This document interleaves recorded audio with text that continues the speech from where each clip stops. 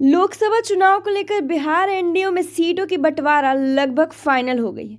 हालांकि इससे लेकर अभी तक कोई भी आधिकारिक जानकारी नहीं दी गई है। वहीं सूत्रों की माने तो बिहार में बीजेपी को 17, नीतीश कुमार की जदयू को 16 और चिराग पासवान की लोजपा यानी रामविलास को 5, उपेंद्र कुशवाहा की और जितन राम मांझी की हम को एक एक सीट देने पर सहमति की गई है।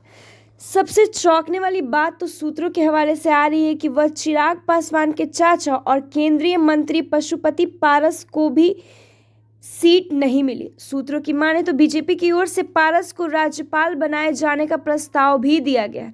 इसी बीच दिल्ली में पत्रकारों के साथ बातचीत के दौरान चिराग पासवान ने कहा कि उनकी पार्टी ने लोकसभा चुनाव के लिए भाजपा के साथ साथ सीट बंटवारे के फॉर्मूला को अंतिम रूप भी दे दिया। पासवान ने भाजपा के राष्ट्रीय अध्यक्ष जेपी नड्डा से मुलाकात भी की।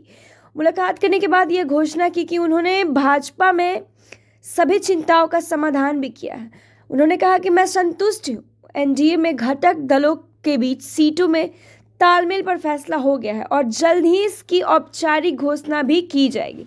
तो वहीं आपको बता दें कि बिहार एनडीए में कब होगा सीटों का बंटवारा, महासचिव विनोद तावरे ने किया खुलासा।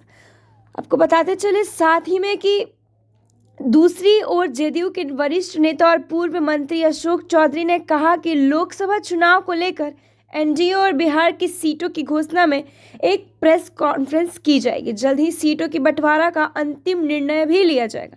साथ ही में उनका कहना है कि मंत्रिमंडल पत्र का विस्तार भी जल्द हो सकता है। लोजपा के दोनों गुटों में लेकर पूछताछ पर सवाल बनाए गए हैं। ऐसे तमाम जानकारी के लिए देखते रहे हमारे साथ नव भारत ट्रेंडिंग न्यूज़ और बने रहे ऐसी आगे की खबरें जानने के लिए।